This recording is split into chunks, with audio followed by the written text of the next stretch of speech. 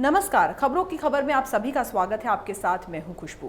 पाकिस्तान भारत सरकार को बदनाम करना चाहता है और ऐसा करने की कोशिश उसने एक बार नहीं बार बार की है।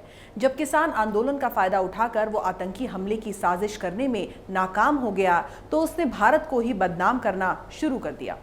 पाकिस्तान दुनिया भर में ये झूठी खबर फैलाने में लगा हुआ है कि दिल्ली में जारी किसानों के प्रदर्शन से ध्यान भटकाने के लिए भारत फिर कोई दुस्साहस कर सकता है और एक बार फिर से सर्जिकल स्ट्राइक को अंजाम दे सकता है। जब पाकिस्तान की भारत में दाल नहीं गली, जब उसके सारे मंसूबों को भारत की सरकार ने नाकाम कर दिया, तो पाकिस्तान ने ऐसी बातें फैलानी शुरू कर दी। जितनी बड़ी बात पाकिस्तान ने भारत सरकार के लिए कही है, उससे आप अंदाजा लगा सकते हैं कि पाकिस्तान भारत में उत्पात मचाने में अपनी नाकामी से इस कदर बौखलाया हुआ है कि कुछ भी ऊल जलूल कहता चला जा रहा है। पाकिस्तान के प्रमुख अखबार एक्सप्रेस ट्रिब्यून ने लिखा है कि खुफिया एजेंसियों से ऐसे संकेत मिले हैं कि दिल्ली में जारी किसान प्रदर्शनों से ध्यान हटाने के लिए भारत फिर कोई गुस्ताखी कर सकता है। अखबार में लिखा है कि सर्जिकल स्ट्राइक की आशंका से पाकिस्तान ने भारत से लगी सीमा पर सैनिकों को हाई अलर्ट कर दिया है। पाकिस्तान के अखबार में खबर कुछ इस तरीके से लिखी गई है जैसे पाकिस्तान को भारत के सर्जिकल स्ट्राइक का डर सता रहा है, पर दरअसल ये पाकिस्तान का डर नहीं बल्कि उसकी वो चाल है जिससे वो भारत सरकार की बदनामी चाहता है, लेकिन वो ऐसा कर नहीं पाएगा। हाल ही में दिल्ली पुलिस ने शकरपुर एनकाउंटर में 5 आतंकियों को गिरफ्तार किया था, जिससे यह खुलासा हुआ था कि पंजाब में होने वाली टारगेट किलिंग पाकिस्तान की खुफिया एजेंसी ISI के इशारे पर होती थी। गिरफ्तार आतंकियों से यह भी खुलासा हुआ कि ये आतंकी किसान आंदोलन का फायदा उठाकर किसी बड़े आतंकी हमले को अंजाम देने की फिराक में थे। इसके साथ ही ये भारत के खिलाफ खालिस्तानी आंदोलन को हवा देना चाहते थे। जिस तरह से भारत सरकार एक के बाद एक पाकिस्तान को धूल चटा रही है, उसे लेकर पाकिस्तान सरकार को बदनाम करने के नए नए रास्ते तलाश कर रहा है और हर बार उसे मुंह की खानी पड़ रही है। पाकिस्तानी अखबार एक्सप्रेस ट्रिब्यून ने लिखा है कि भारत की हिंदुत्ववादी नरेंद्र मोदी सरकार देश में जारी विरोध प्रदर्शनों को कमजोर करने के लिए कुछ भी कर सकती है। भारत ये भी चाहता है कि सिख किसानों के नेतृत्व में हो रहे आंदोलन से खालिस्तानी आंदोलन को हवा मिले। अखबार ने लिखा है कि कई विश्वसनीय सूत्रों से पता चला है कि LOC यानी कि लाइन ऑफ कंट्रोल और भारत पाकिस्तान वर्किंग बाउंड्री पर पाकिस्तानी सैनिकों को हाई अलर्ट कर दिया गया है ताकि भारत के किसी भी दुस्साहस का जवाब दिया जा सके। पाकिस्तान में जियो न्यूज ने भी यह खबर छापी है। पाकिस्तान के अखबार जियो न्यूज ने लिखा है कि पाकिस्तान ने भारत के किसी फ्लैग ऑपरेशन या सर्जिकल स्ट्राइक की आशंका से सेना को अलर्ट पर रखा है। अखबार ने लिखा है कि भारत अपनी आंतरिक और बाहरी समस्याओं से ध्यान हटाने के लिए पाकिस्तान पर सर्जिकल स्ट्राइक कर सकता है। अखबार ने लिखा है कि अल्पसंख्यकों, किसान आंदोलन और कश्मीर को लेकर भारत पर बहुत ज्यादा दबाव है। भारत लद्दाख में भी चुनौतियों का सामना कर रहा है।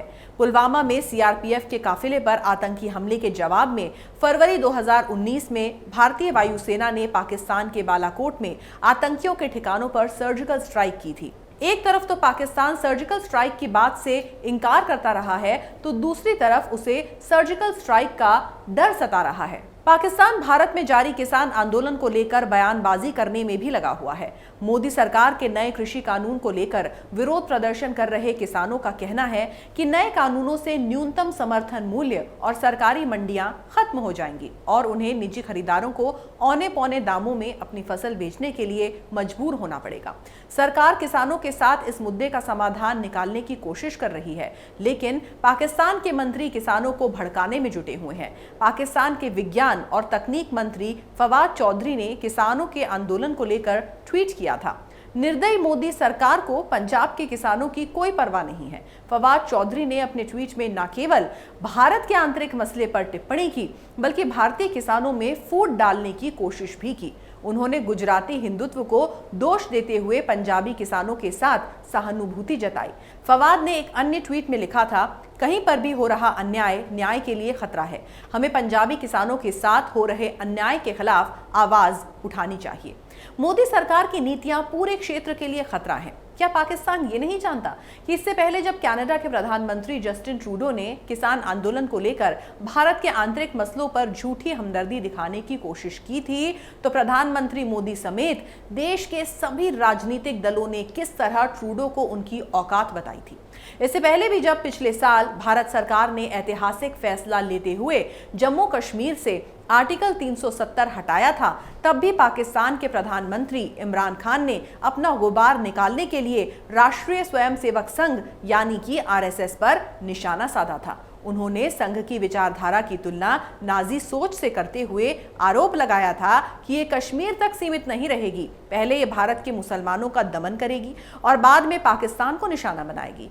खान ने अपने ट्विटर हैंडल पर आरोप लगाया था कि कश्मीर में एक धर्म विशेष में विश्वास करने वाले लोगों को समाप्त कर वहां की जनसांख्यिकी संरचना बिगाड़ने का प्रयास किया जा रहा है। इमरान ने जम्मू कश्मीर पर लिए गए भारत सरकार के फैसलों को हिटलर के लेवेनस्ट्रॉम का हिंदू श्रेष्ठतावादी संस्करण बताया था, जिसमें जर्मनों की बढ़ती आबादी के लिए भूभाग पर कब्जा किया गया था। उन्होंने कहा था कि कश्मीर में अत्याचार और नरसंहार हो रहा है और ये काम संघ की नाजीवादी विचारधारा के अनुरूप किया जा रहा है। खान ने अपने ट्वीट के अंत में पूछा था कि क्या दुनिया ये सब देखती रहेगी और वैसे ही तुष्टीकरण करती रहेगी जैसा हिटलर का म्यूनिख में किया गया था। उस वक्त भी इमरान खान की बहुत बेइज्जती हुई थी जब उनकी टिप्पणी का भारतीय जनता पार्टी के नेता राम माधव ने करारा जवाब दिया था।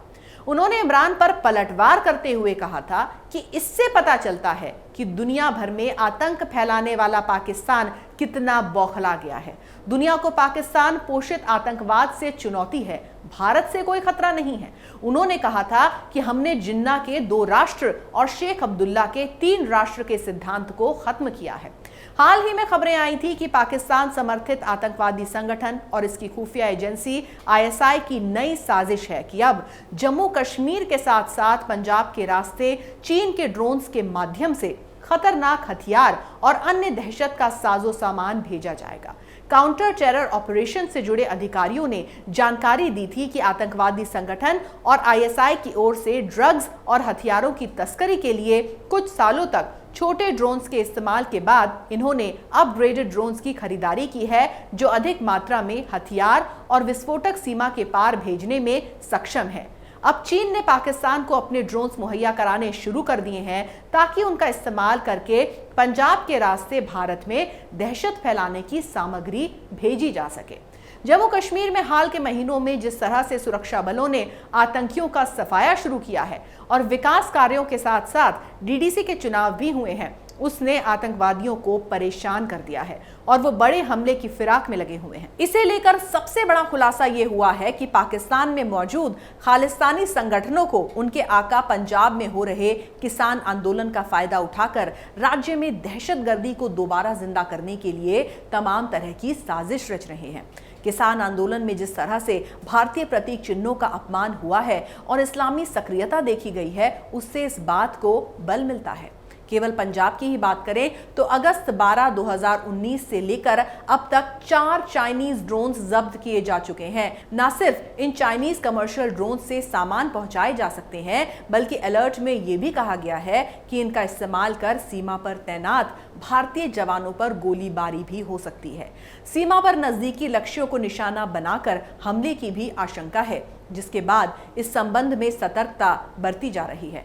लश्कर-ए-तैयबा और जैश-ए-मोहम्मद के बड़े नेताओं के साथ अप्रैल 2020 में हुई बैठक में भी चाइनीज ड्रोन्स का इस्तेमाल करके भारत पर हमला करने के विकल्प का खाका पेश किया गया था। पीओके के कोटली स्थित ब्रिगेड मुख्यालय में भी इस पर विचार विमर्श हुआ था। अब जब धुंध का मौसम लगभग आ ही गया है, तो भारत भी एंटी ड्रोन्स टेक्नोलॉजी को मजबूत करने में जुटा है।